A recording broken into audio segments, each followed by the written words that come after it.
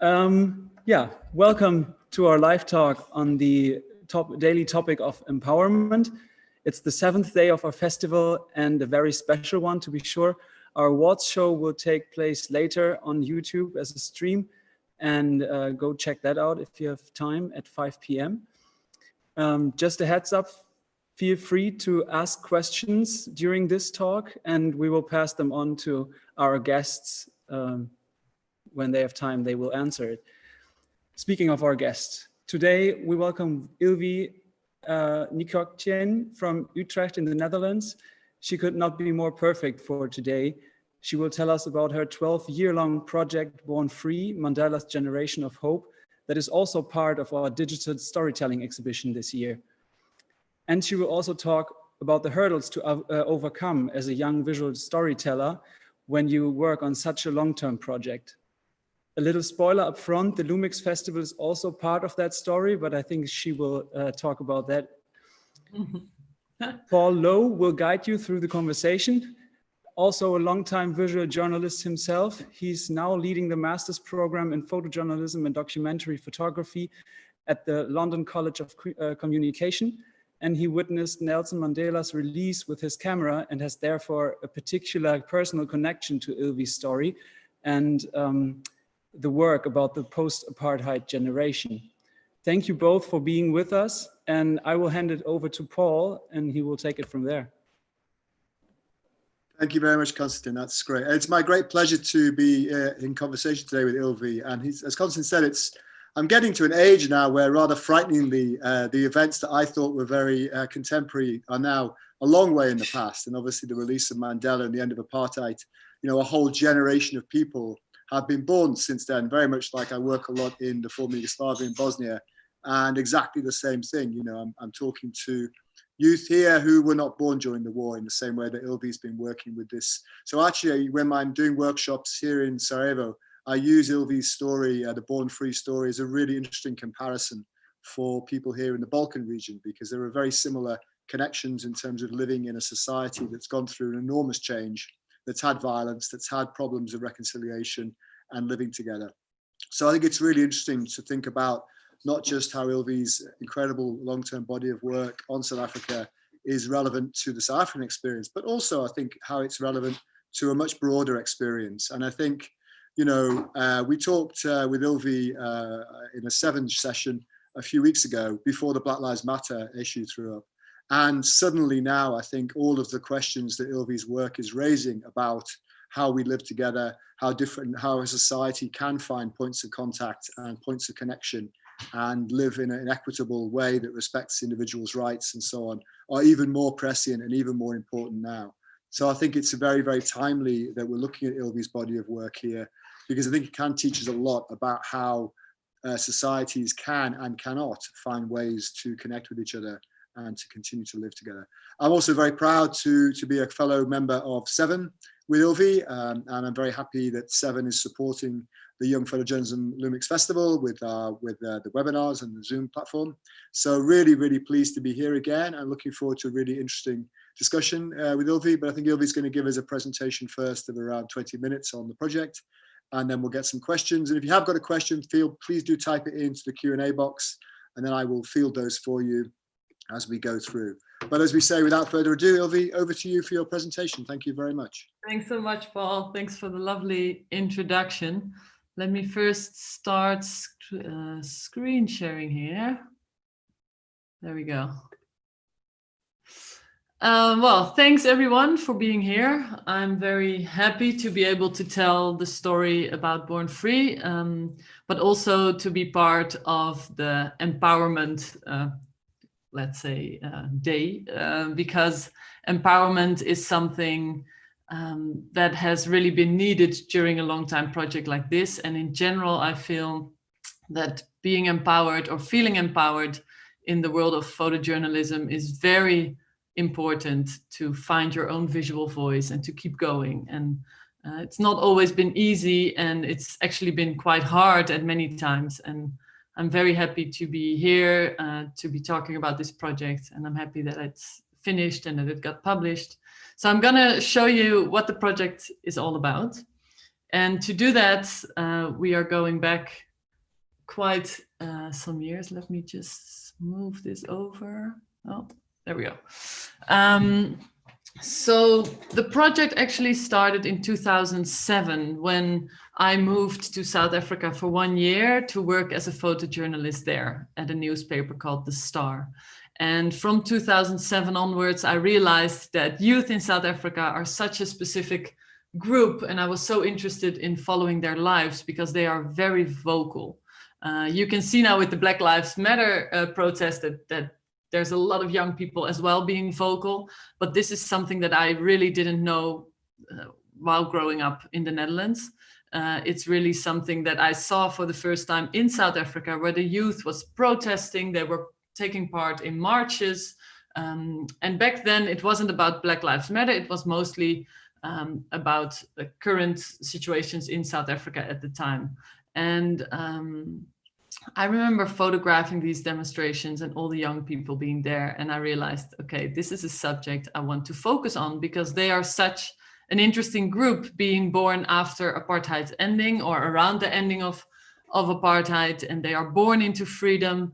Their parents grew up in the racial segregation system, but they themselves didn't. Well, on paper they didn't, but I'm already doing this because in real life, when you stop a segregation system on paper, it doesn't necessarily mean that it also stops in real life. So from there onwards, I started going back. So in 2007, when I lived in South Africa, I photographed all the news for the newspaper, and then I moved back to the Netherlands. But the young people of South Africa stayed with me in my mind, and I kept returning to South Africa almost every year, sometimes twice or 3 times a year, to photograph subjects that had to do with young people. And one of them started out at a funeral. And this is a picture that I took in 2011 at the funeral of Eugene Terblanche. That's the guy that you see right here. He was murdered by 2 of his workers that were working with him on the farm. He was a farmer, but besides being a farmer, he was also the leader of the AWB, the Afrikaner resistance movement. And he was a very racist right-wing guy. And when he passed away, a lot of right-wing people showed up at his funeral. There were hundreds of people. It was really a packed funeral. All people, everyone was white, except, as you can see here, the police force. I took this image and I was quite happy when I saw this division between the black police on the one side and the white farmers on the other side.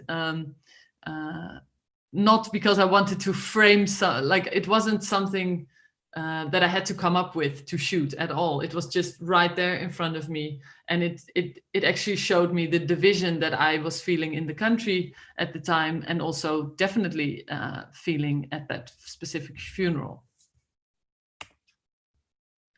So while I was taking pictures of the people there and just different portraits of people and the whole situation, the overcrowdedness, there was one moment where the coffin arrived in the hearse, and they took the coffin and wanted to take the coffin to the church. And this is the moment when that's happening. And you see there's a lot of press, there's police, there's press. And I was actually standing right in the middle of the door towards the church, the entrance of the church. And I couldn't really move left or right. And I felt like I just had to leave the scene because I was just in such a horrible spot. I felt bad for basically blocking the coffin. And also I couldn't really take a picture because I couldn't see the coffin because these 3 men were blocking my view. And the man that you see with the green beret with his finger up like this, he got really angry at me. He was shouting and screaming and telling me I should get out of the entrance of the church, but I couldn't get out of the way because I couldn't move left or right. And while he was screaming at me and while I was trying to move away from the entrance, I all of a sudden realized this is so weird. This man is wearing a brown uniform, but the police is wearing blue. So what is this brown uniform? And all of a sudden, it just kind of, I realized this is weird. Who are these guys? So after the funeral, actually the coffin was able to pass by me at a certain stage. And after the funeral, I went to the guy, the one that's holding his hand up like this. And I asked him, who are you and why are you wearing this uniform? And he told me he was the leader of a youth group called the Commando Corps. And they are a right-wing organization that's organizing training camps for youngsters who actually are being trained to become more racist. So it's for Afrikaner youth, so the white boys, young boys, mostly boys, sometimes girls, and these training camps were being organized throughout the country. And I was really, it's like when I was talking to him, I thought, I need to go to this camp. This youth camp is something I really, really want to see. And I tried to get in, and the man was telling me, no, you can't photograph this. And then I went back to the Netherlands and I called him every week for a solid, I don't remember exactly, but weeks on end. I guess when we're talking about empowerment, a lot of the things that I have learned throughout the years is keep going. When you feel like there's no reason to keep going, you just have to keep going. You just move ahead. When someone tells you no, you really just have to try to keep going. And after many weeks of calling him and talking to him, he finally said, okay, come over, you can come to the camp. And I went to the camp with my colleague Alice van Gelder, who's a writer. And this was the first moment at the camp. It was a 9-day camp, and this was literally the first picture I took there. And it felt a bit problematic to me because the guy here looks like just like a Scouts leader or something. And he doesn't look like the racist guy. Like, how do you show racism? It's many times racism can't be showed in pictures. So that's when I realized, and Alice as well, that we had to start filming. And this was the first time when we ever used my cameras, because she was the writer and she said, okay, let's try to figure this out together. And we took one of my Canon cameras and we just looked up online how to use the video, how to make a video, which shutter speed to set it to. And we just figured it out in the camp, how to do video, because we realized we have to record the things he was saying, because he was saying things like this, blacks are barbarians. And we realized it's not going to be sufficient to only write it down and to only show pictures. It's not going to tell the whole story. So we were Googling our way through the camp, how to use this equipment, how to use video, how to do an interview, where to position the person in the screen, and so on. And while we did so, we were just recording everything we saw. And in the end, we made a multimedia. It was going to be our first multimedia presentation. And it's an 8-minute short multimedia, but because we only have 20 minutes, I'm just going to show you 1 minute of this video. Hy het genoeg voorsiening gemaak sodat ons is Afrikaners. Ons is 'n volk in eie reg.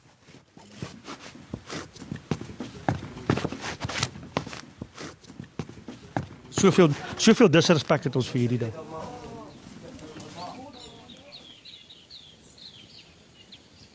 Wel en al Joost het 'n baie sweet spot ergens in sy hart waar hy omgee vir sy troepe.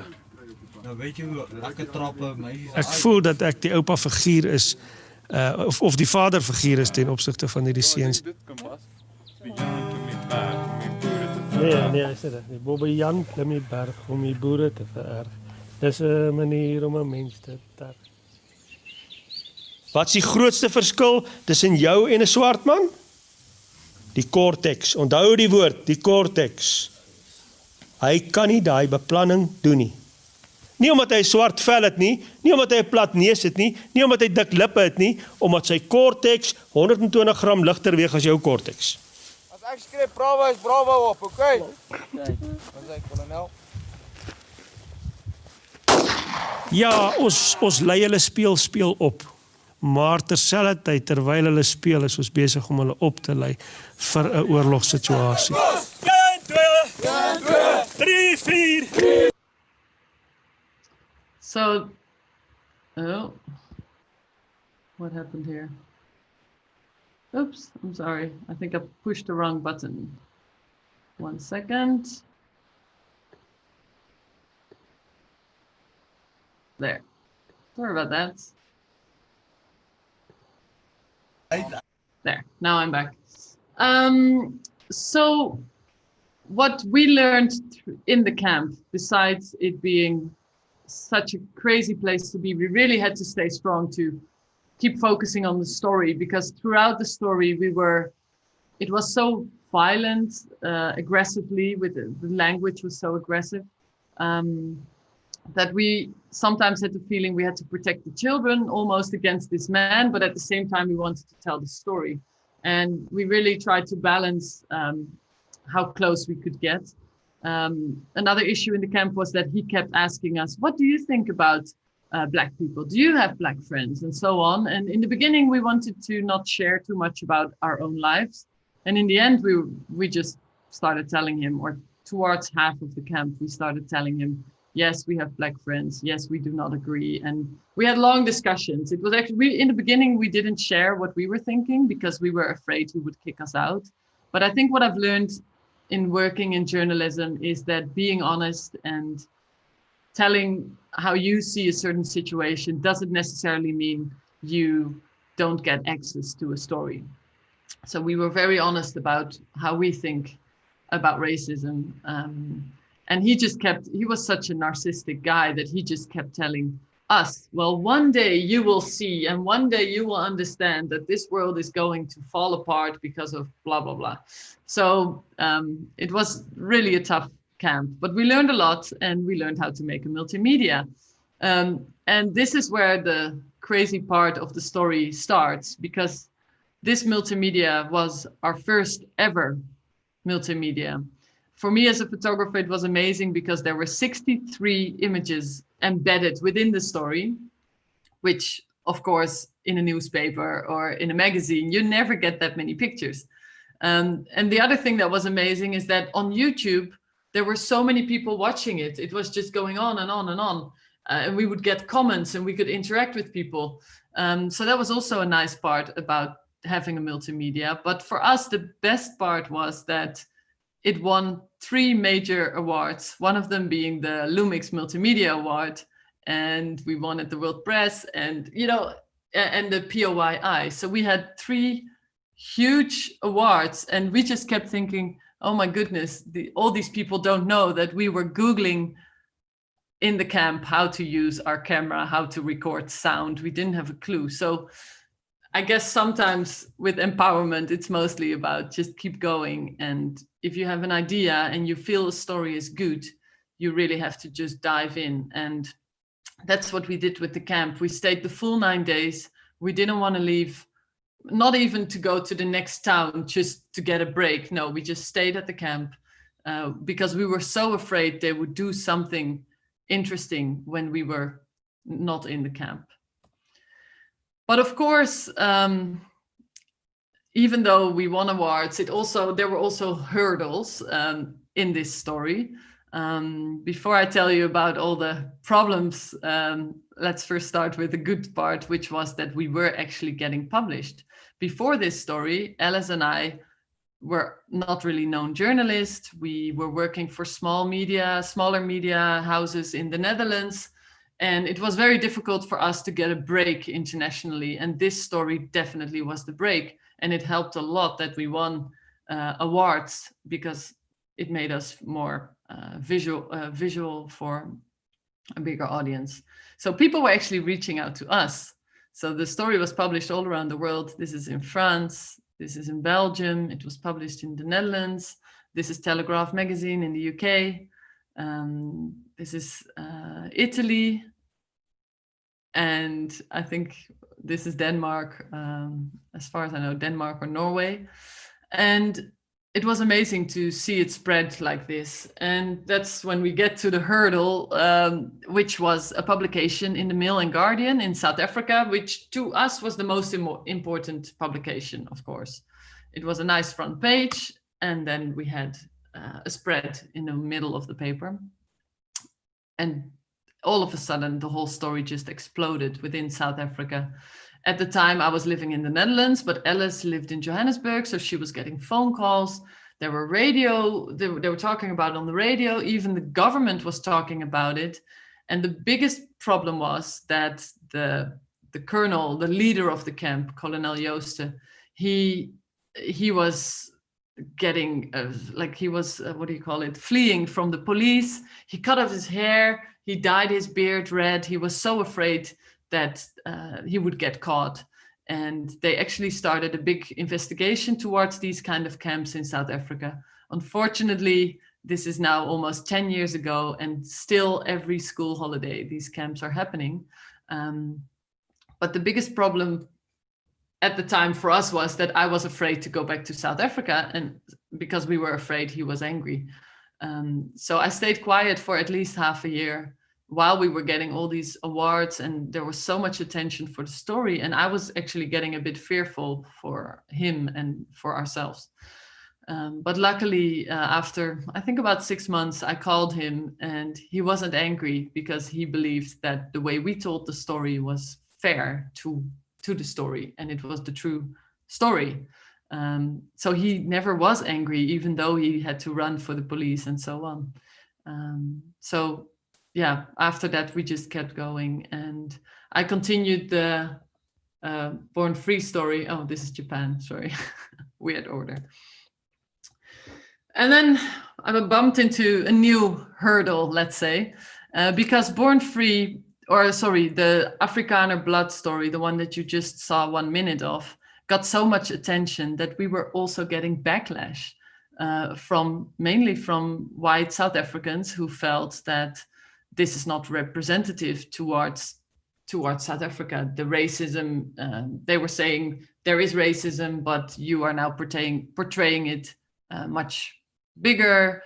And I felt so bad because we tried to really tell this story about racism, but on the other hand, they were also right, because it's a small story, it's a small group, and because of the media attention and because of all the awards, there was so much there was so much attention for the story all of a sudden. And that's when I realized I had to really start shooting more diverse stories. I started already in 2007, the camp was in 2011, but it made me rethink how to photograph racism. I had to include people from all walks of life. Of course, this was already something I was doing, but I really became more freaked about to keep it balanced.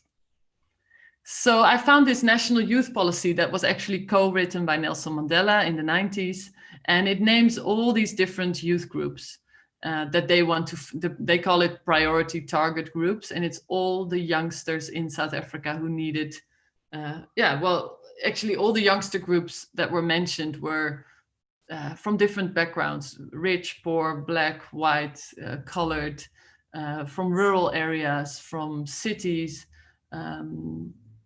It mentions here young men and women at risk, young men and women with a disability. So I took this policy and started reaching out to everyone I knew in South Africa, to organizations, to individuals, to church groups, to anything and everything you can imagine, teachers that I had met throughout the years, colleagues. And I started asking them, okay, I want to make the most diverse story you can think of within this country. Who should I portray? And names started people were emailing me names. On Facebook, they were sending me names, and I started making lists. I also started reaching out to organizations myself, for instance, very specifically to health organizations, because I was looking for young people living with HIV/AIDS. And I made endless lists. This is only a small portion of it. And I started reaching out. So the green people here are the people who wanted to work with me. And then the red people didn't want to work with me. And I think the orange, I still haven't heard from them. And it was an ongoing struggle in a way to keep going and to keep, going in a way when you get so many people that are like, oh no, I'm not interested, or, oh, it's difficult because of privacy. And I really had to motivate myself many times to keep moving on. I'm now just going to show you some images that I took in the past 12 years in this project. In 2019, everything was published because it was 25 years after Nelson Mandela became president. And all these young people are born around the year 1994, around the year that democracy in South Africa started. Due to time limits, I'm not going to talk about the pictures too much. But I hope that you get a glimpse of how diverse the stories that I've been trying to tell are. I literally traveled in the past 12 years throughout the country. I focused on the extreme rich, like you see here. This is a very wealthy boarding school that used to be all white and is now a mixed school. But as you can see on the playgrounds, it's not that mixed. Or on the playground, in the sports field, sorry. The sports fields are not mixed at all, but in the classrooms, actually, it is quite mixed. And to keep a diverse story, I had to include so many different pictures also of the same situation, because a picture like this tells a different story than a picture like this. And it's actually from the same swim team. It's the same day, actually. So in my final edit, I really had to make sure to make a balanced view.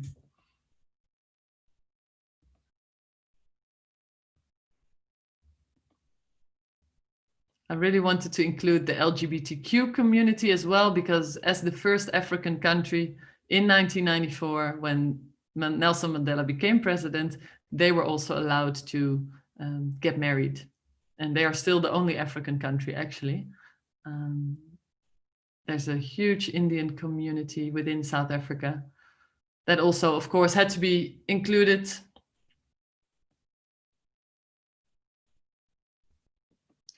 And I think as a woman, I don't know if there's any women watching, but if you are a female photographer or if you are aspiring to be a female photographer, safety is always an issue, always. Wherever you travel, even shooting the most simple assignments, sometimes I can feel unsafe. And South Africa is a country that has one of the highest crime rates within the world.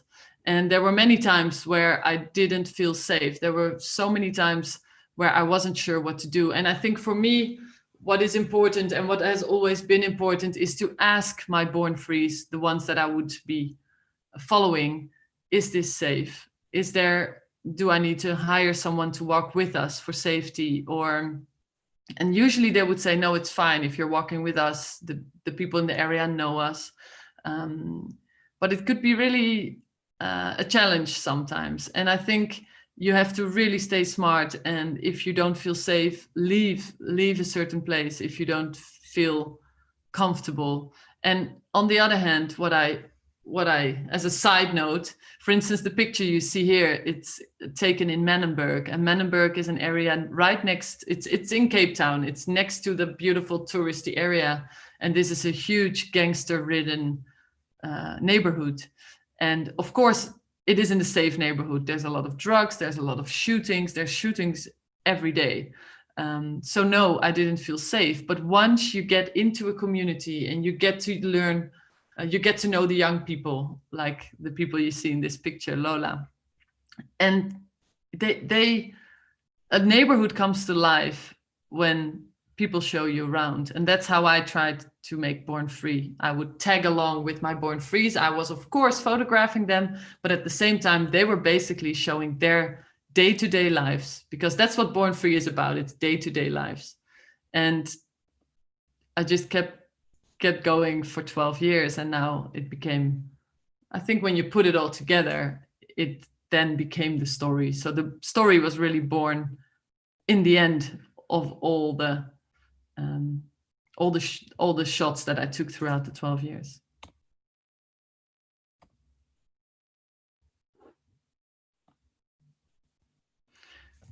Let me see how we are for time. Okay, I hope I have 5 minutes. So in the end, I made several things with the Born Free images.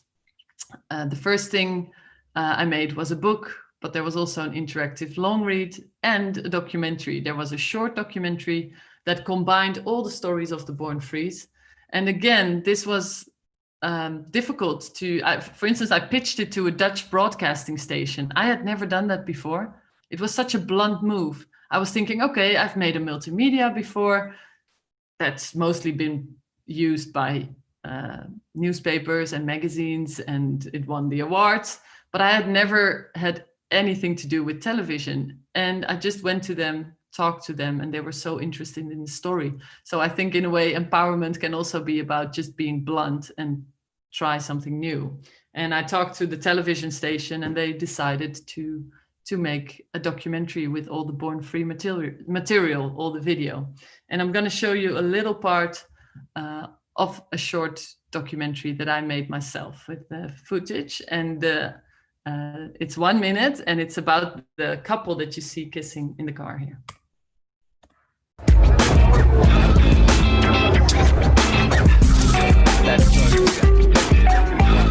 We met on Tinder. Tinder success story, Yeah. they say. I don't think either of us actually were intending to get into something. Ach, you know, sometimes. Love is love.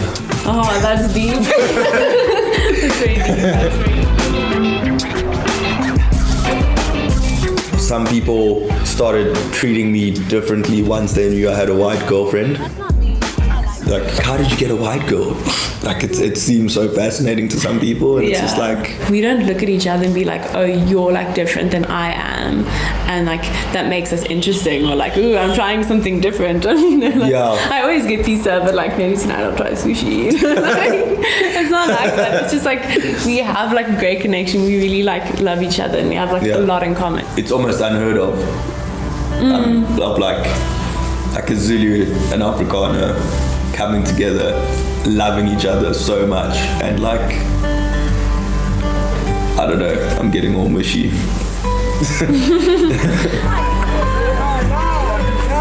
I see South Africa in 25 years from now as being much better than it is today. I'm hoping to see a more democratic country with more opportunities, less homophobia and less racism. So basically just one happy, colorful, democratic country. Sorry, it cut off, but otherwise it's going to be too long. I'm going to quickly flick through some images of the exhibition just to give you an idea. And some of the publications. And I know when a journalist or a photographer shows publications like this, you might think that people were lining up to get it published, but this definitely wasn't the case at all. I had been pitching I actually pitched this story everywhere throughout the 12 years, but in 2018, the end of 2018, beginning of 2019, I really started pitching, and I got more no's than I got yeses, but I just kept going. And to be honest, I'm still pitching now. The project was finished a year ago, but now with the Black Lives Matter movement, I figured, okay, this is again a moment where racism is being talked about, and I'm pitching again. And I know with photojournalism, you see so many success stories on Instagram and in these magazines and newspapers, and it can really demotivate you, or at least that's what it did to me. And you always look at someone else's success thinking, oh, I'm never going to be this good, or I'm never going to get a publication. And some of these publications, I emailed them again, I got a no, I would email another colleague. In the end, it all worked out, but it really was about not giving up. Okay, I'm running out of time, so I'm quickly showing you the online interactive that I made. This was a team effort. Please check it out, because I think this, out of the whole publication, out of everything that Born Free became, the interactive long read is by far my favorite, and it tells the whole story, and you just scroll. It's a 20-minute scroll, so you're scrolling away. And please check it out. Go to www.bornfreegeneration.com. Please check it out, because this was made with the team. They did such an amazing job. And the cool thing was that it was nominated for a Webby Award, which I had never heard of, but we were nominated together with Google and Nat Geo and Time and Ellen DeGeneres. And we actually, out of 300 applications we made it in. So please check it out. And the last thing I'm going to shortly show you is the book.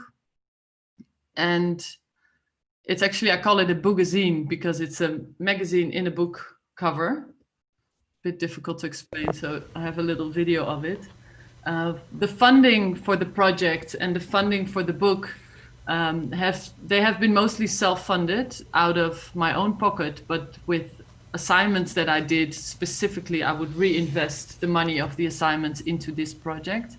And it's actually been a struggle at times throughout the years, but because the project was going for so long, it all worked out in the end. But I hardly got any funding. Luckily, with the awards that I won, there was some award money, but not that much specific funding. Canon gave me a grant in 2012, I think. That helped a lot. Yeah, I think that's it. That's all I can tell. But I see the thing bleeping, so I think there are questions. Yeah, we do have some questions. Please do feel free to type some more in. I'll ask Ilvy a couple of questions, and then we'll come to the audience's questions. So, I mean, with a long project like this, no, don't worry. With a long project like this, you know, can you think back to when you started it? I mean, did you have any concept at that point how it would finish, how you would have brought it together in the end? Or is it just sort of so far from where you started? Yeah, I think when I started in 2007, I just figured, okay, this is an interesting generation. They are growing up in freedom. I'm going to photograph them. That was basically all that it was at the time.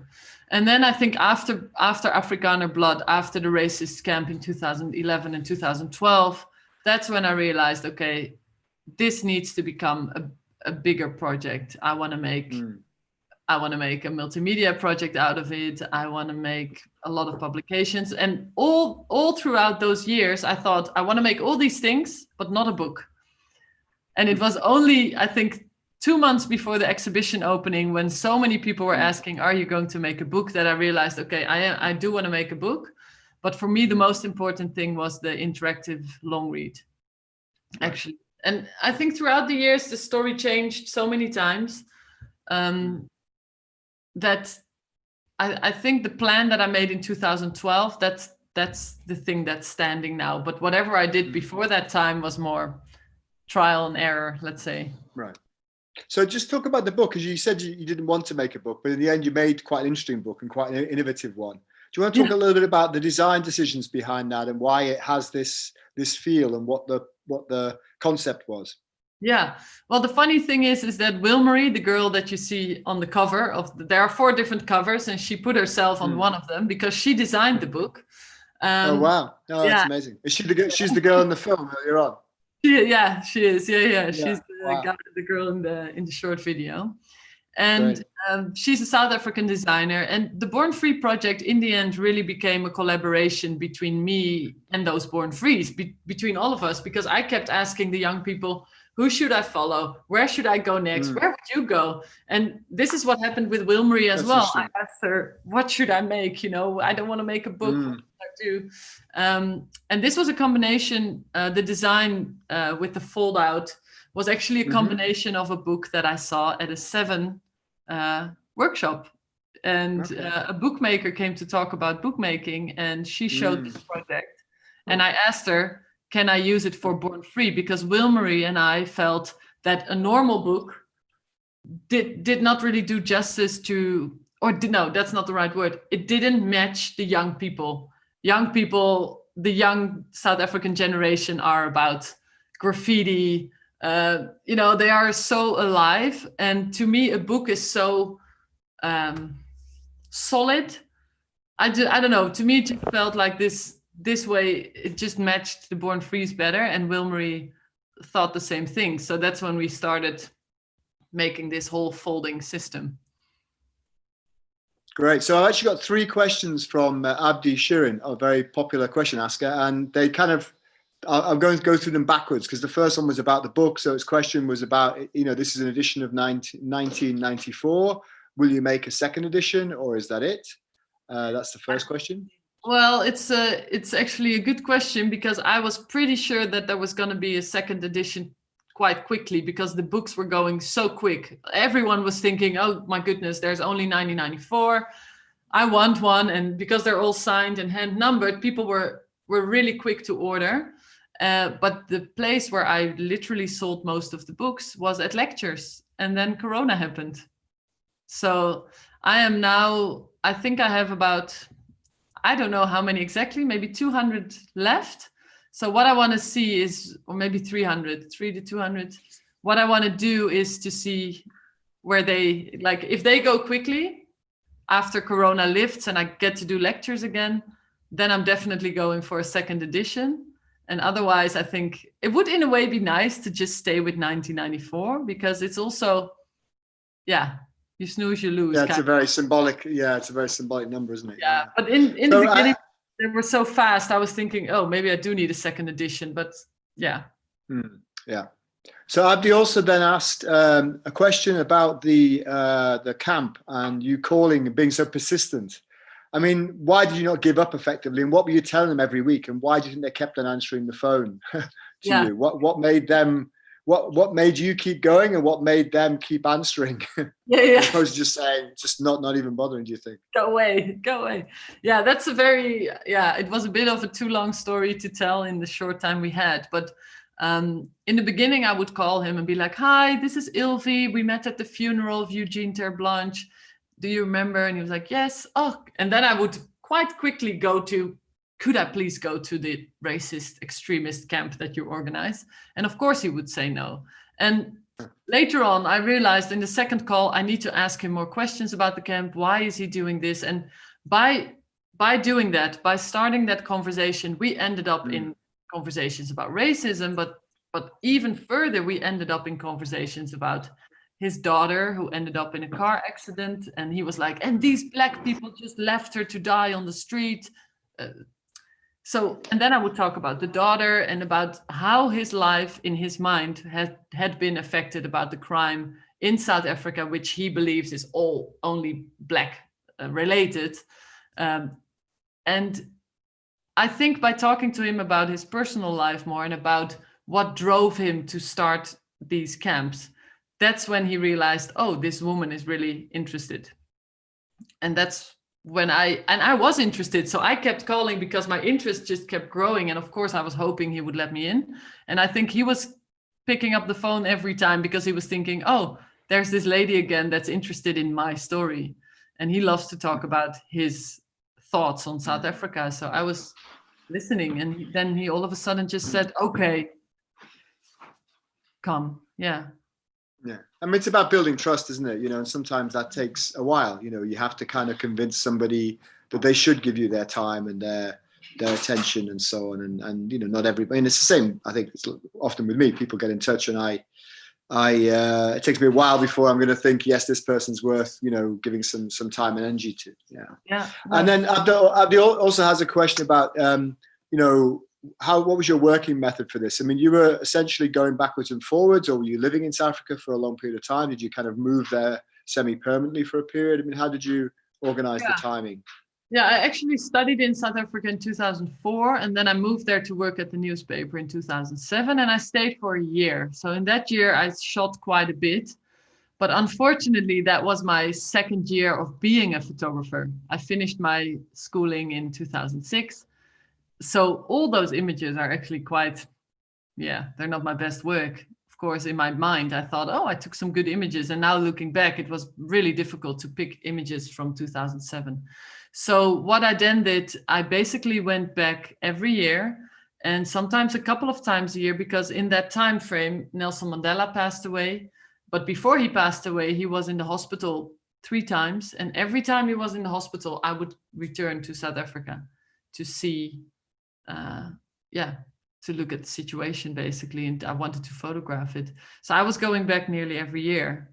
And I think the more stories I started doing and the more Born Frees I asked about new stories, basically the more stories that were coming as well. Yeah, of course. I mean, that's often, I thought it was really interesting what you were saying about kind of being passed on from character to character. I think it's a really interesting way of working, just to kind of make those connections and those links between people. And I think what's very interesting about the way you've worked as well is that you know, almost every person in that project has a name. Not everyone, but a lot of people are named, and you have a story behind them. Because very often with these documentary projects, people are presented as kind of ciphers. They're presented as kind of metaphors for something else. But I think it's really interesting the way that in your project, there's a specific person with a specific story that you're telling in almost every case. Yeah, I know all of them. I'm a bit frustrated because, and I still want to start a search, because one of the images that really went, that everyone has seen, it's this one actually. I don't know the guy's name, none of them actually. And it frustrates me a bit because this somehow became, it was the biggest picture in the exhibition, and it won several. We can't see the picture. Which picture is that? Oh, am I not sharing anymore? It's the picture. No. Oh, okay. It's the picture of the guys standing at the swim team guys. So yeah, right. I thought that's the one you meant. Yeah. It'd be great to find them and see where they are now. When was that picture taken? I took it at Hilton College, and I spent 2 weeks there. So I know all the guys from Hilton College, but this was actually a team from another school that came in for. Okay. So it was just. And when was that taken? Do you remember when was that? Yeah, it was in January 2019, and right. I know. Okay, so it's still quite new. It's quite recent. I can still find them. I still have to do it because I feel. And it'd be interesting to it might be interesting to revisit this whole project in sort of 10 years' time and see what's happened to that generation. You know, there's some really interesting projects that do that go back, you know, generation after generation and follow people through and follow some of those same people. Yeah, definitely. That's also what I want to do. I asked actually in the short documentary, also in the longer version, I have two. I asked everybody at the end, what do you think your life like in 20 years from now? And I basically asked that so I can make a sequel, and I want to see where they're going, you know? Yeah, no, exactly. It's a unique project from that point of view. You captured them at an age when all of those things are open for them, and it'll be fascinating to see what stories they tell in the future. Yeah. So maybe just to bring this to bring it towards a conclusion. I mean, you know, what do you think can be learned from the South African experience? You know, if we're looking at other societies, you know, because obviously it's very interesting that it went through a very, very conscious process of truth reconciliation. And yet, even despite all of that, there are still obviously, as you've said, you know, quite significant tensions that you've captured very, very visibly in the work. You know, the poor whites, you know, there's still a lot of inequality. There's still a powerful white elite. There's still obviously, you know, neo-fascists there, despite all of that work that was done with truth and reconciliation. So, you know, looking at the South African experience and perhaps trying to think how that might translate into other countries, other areas. What do you think we can take from that? What positives and potentially what negatives as well? Yeah, what I really feel South Africa has quite, it's frustrating. There's still quite a long way to go. There's a lot of poverty. There's definitely still a lot of racism. But I think what I have found I haven't found it. I followed about 25 to 30 born frees. And of course, they all have families. So I've spoken to so many people. And what I've learned from most of the people that are trying to move forward is that they all say racism is something we should talk about. Actually, Hilton College, the place where I took the swim team picture, they teach classes. They teach about each other's culture, about racism, what is apartheid, what did our parents go through, what is the history of the country, who is Nelson Mandela. And this sounds so logical, but it's actually not being done in every school. History sometimes is only like a 1 week class about apartheid. I've had several born frees that I've asked, what do you know about apartheid? And many of them had to say, I don't know anything. So what they teach at Hilton College is that you need to talk about racism. You need to talk about what is happening and what has happened in the past of our country, but also in other countries. And the kids need to understand that history to be able to understand where the country can go and where it is going. Racism. Oh yeah, they said something very interesting. One of the teachers said, we do not stop racism by putting children of different colors into one classroom and then just hope for the best. That's not what we want to do. We will put them into one classroom and then we will educate them about what is racism and what was apartheid. And I think that's the key to other countries. Yeah, that's a great example of empowerment there, and I think that's the real danger of history. You know, and we're absolutely seeing that today with the, you know, arguments and discussions over monuments in the UK and in America. People actually don't know what their history is. You know, you had this extraordinary scene in Britain of a group of neo-fascists, right-wingers, you know, doing Nazi salutes in front of the statue of Churchill to try and protect it. So they were trying to protect the person that saved us from fascism by being fascist, which was absurd contradiction. Yeah, the history, yeah.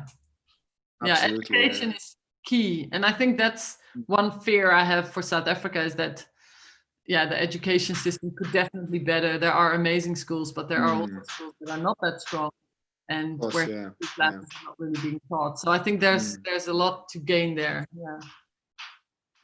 Great. Well, I mean, certainly the project is very much about empowerment, and it's obviously empowered you. Been a huge boost for yourself, and very happy the Lumix Festival played a part in that in the past, which is great. So Ilvy, thank you very much. That was a fascinating discussion and great to see the work. And it's great to see how you've very intelligently used different platforms, different dissemination vehicles in different ways to engage with different audiences. I think I really like the idea that you said at the beginning. I didn't want to do a book. I was kind of ended up doing a book because I, you know, not because I had to, but it wasn't, because often people think, oh, I must do a book, as if that's the first thing you think about. Yeah. And I really like the way you thought about other ways of getting the message out there to an audience. To me, that's a really important thing for people to think about. So thank you very much, Ilvy. Thank you very much to Lumix for hosting the session, and thanks to Seven Agency as well for their support of these talks. We do have a series of ongoing lectures with Seven Interactive and online workshops, and we have a discount code there for you, giving you 10% off, VX Lumix 2020. And I know Ilvy's been teaching some workshops. I'm not sure if you've got any coming up in the short term, but we have regular. Putting in an application to do one, so yeah. Oh, there we go. Great, fantastic. So if you do want to do a session with Ilvy, which I'm sure will be absolutely fantastic, but we have a lot of other great sessions as well. And enjoy the rest of the festival, Lumix, and I'm looking forward to the awards later on today. I hope they all go really well. And thank you very much to Lumix for giving us this chance to talk with you today, Ilvy. Thank you so much. Thanks so much for watching, for giving me the time. Thank you, Ilvy. Also from our side, and thank you, Paul, for mentioning the code that for your webinars. And we have a comment in the chat that somebody just ordered your book as you talked about it. So maybe they will be gone before you can have lectures again. So let's see what happens. Sweet, thank you so much. Okay, everybody. So as also Paul also said, join us for awards show in like an hour from now, and tomorrow we will again have an interesting live talk with Maya Abril on the topic of books. And yeah, see you tomorrow. Bye. Thanks everyone. Bye now. Bye bye.